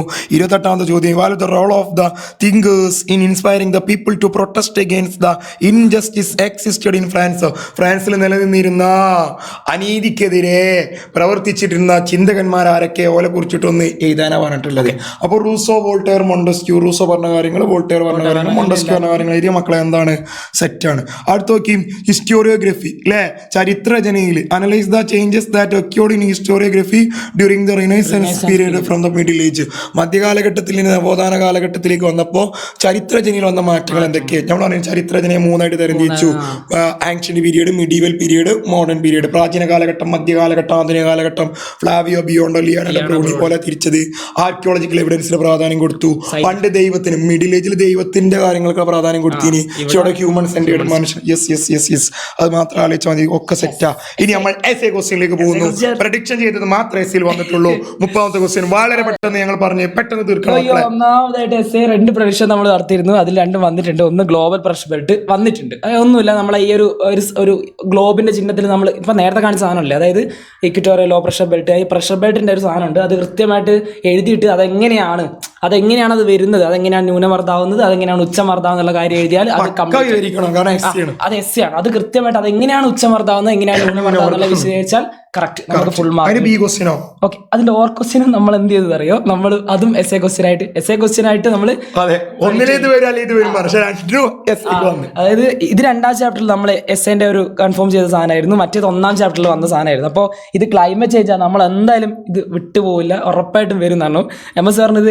ഈ കട്ടിയിൽ നമുക്ക് എഴുതിയേക്കാം, ഞാൻ പറഞ്ഞു കുറച്ചുകൂടി കട്ടിയിൽ എഴുതിയത്. അതിൽ ക്ലൈമറ്റ് ചേഞ്ച് ഇമ്പോർട്ടൻ്റ് ആണ്. അപ്പോൾ ഗ്രീൻ ഹൗസ് എഫക്റ്റ്, അതുപോലെ തന്നെ ഗ്ലോബൽ വാർമിങ്, അതൊക്കെ ഇമ്പോർട്ടൻ്റ് ആയിട്ടുള്ള കാര്യമാണ്. അതൊക്കെ ഇവിടെ ഇൻക്ലൂഡ് ആക്കിയിട്ട് എന്താണ് ക്ലൈമറ്റ് ചേഞ്ച് ചെയ്ത് എഴുതണം, അതുപോലെ തന്നെ എങ്ങനെയൊക്കെയാണ് അത് എഫക്റ്റ് ചെയ്യുന്ന എഴുതണം, അത് ഏതൊക്കെ തരത്തിലാണ്. നാച്ചുറുണ്ട്, അതായത് പ്രകൃതിദത്തമുണ്ട്, മനുഷ്യനിർമ്മിതമുണ്ട്, മാൻമേഡ് ആയിട്ടുള്ളത് നമ്മൾ ഉണ്ടാക്കുന്നുണ്ട്, നാച്ചുറൽ ആയിട്ടുണ്ട്, അത് എന്തൊക്കെയാണെന്ന് എഴുതണം. അതുപോലെ തന്നെ അതിന് എന്തെല്ലാം, ഇപ്പം ഗ്രീൻ ഹൗസ് എഫക്റ്റ് നിങ്ങൾക്ക് എഴുതാം, അല്ലെ ഹരിതഗൃഹ പ്രഭാവം നിങ്ങൾക്ക് എഴുതാം, ഗ്ലോബൽ വാർമിങ് ആഗോള താപനം നിങ്ങൾക്ക് എഴുതാം. ഇതൊക്കെ എഴുതി എന്തായി കറക്റ്റ് എസ്സേക്കുള്ള സാധനമായി. അടുത്ത് നോക്കി മക്കളെ, ഹിസ്റ്ററിയിൽ നിന്ന് എസ്സേ വന്നല്ലേ നമ്മൾ പക്ക പ്രൊജക്ട് ചെയ്തിട്ടുണ്ടായിരുന്നു. കൗണ്ടർ റിഫോർമേഷനും അതേപോലെ തന്നെ റിഫോം മൂവ്മെന്റും, മതനവീകരണ പ്രസ്ഥാനം, പ്രതിമത നവീകരണം. ബാക്കിയായിട്ട് ഇരിക്കോ എസ് സെറ്റാ, അത് നമ്മൾ ഇന്നലെ പറഞ്ഞിട്ടുണ്ടായിരുന്നു. അപ്പോൾ 31ാമത്തെ ക്വസ്റ്റ്യൻ ചിലപ്പോൾ നിങ്ങൾ എഴുതിയിട്ടുണ്ടാവും, അല്ലെങ്കിൽ BA കാര്യം എഴുതിക്കുക. എന്താ? Noble fight priest pray and the common pay അല്ലേ? നോബിൾസ് പ്രഭുക്കന്മാരെന്താവും ഫൈറ്റ് ചെയ്യും, പ്രീസ്റ്റ് അതായത് പുരോഹിതന്മാരെ പ്രാർത്ഥിക്കും, സാധാരണക്കാരോ അടക്കും, പൈസ കൊടുക്കും, നികുതി കൊടുക്കും. Yes analyse the social system that existed in France in the 18th century based on the above statement. ഈ പറയപ്പെട്ട സ്റ്റേറ്റ്മെന്റുമായി ബന്ധപ്പെട്ടിട്ട് ഫ്രഞ്ച് വിപ്ലവത്തിൽ 18ാം നൂറ്റാണ്ടിൽ ഫ്രഞ്ച് നിലനിന്നിരുന്ന സാമൂഹ്യ ഘടനയെ കുറിച്ച് ചോദ്യം ചോദിച്ചിട്ടുള്ളത്. മക്കളെ സിമ്പിളായിട്ട് നമുക്ക് പറയാൻ പറ്റും. ഫ്രഞ്ച് സൊസൈറ്റി, ഫ്രഞ്ച് സമൂഹം 3ആയിട്ട് തരംതിരിച്ചിട്ടില്ലേ? First state, second state, third state. ഇത് ഇവരെ 3 ഫീച്ചേഴ്സ് കറക്റ്റ് ആയിട്ട് എഴുതി കൊടുത്ത സാധനം സെറ്റാ. ഇനി വാണിങ്ങൊക്കെ എന്താ ഡെസ്പോട്ടിക് റൂള്, ഫ്രഞ്ച് ഭരിച്ച സ്വേച്ഛാധിപത്യ ഭരണം, ബൂർബൻ ഡൈനാസ്റ്റി എന്നൊക്കെ പറഞ്ഞിട്ട് എന്താവാ നിങ്ങൾക്ക് എഴുതി കൊടുത്താൽ അതും സെറ്റാ. ഇതോട് കൂടിയിട്ട് മക്കളെ നമ്മളെ question answer discussion is completed. എല്ലാവർക്കും നല്ല അടിപൊളിയായിട്ട് എക്സാം എഴുതാൻ കഴിഞ്ഞിട്ടുണ്ടാവുമെന്നാവുന്നു പ്രതീക്ഷിക്കുന്നു. യെസ്, അപ്പൊ ഞങ്ങൾ നിർത്താൻ പോവുകയാണ്. ഇനിയും നമ്മൾക്ക് കാണാം, വീണ്ടും ലൈവ് ക്ലാസ്സുകളിലൂടെയും മറ്റുള്ള കണ്ടന്റ് വീഡിയോയിലൂടെ കാണാം. വീണ്ടും എൻ്റെ പ്രിയപ്പെട്ട കുരുന്നുകൾക്ക്, പ്രിയപ്പെട്ട സുഹൃത്തുക്കൾക്ക്, വിദ്യാർത്ഥികൾക്ക് എല്ലാവർക്കും ഞങ്ങൾ എന്താവുന്നു ഒരു good tata bye. Okay bye. അങ്ങനെ കൊടുക്കും സാർ, അങ്ങനെ ബൈ. ഓക്കെ സെറ്റ് കേട്ടോ. Okay done.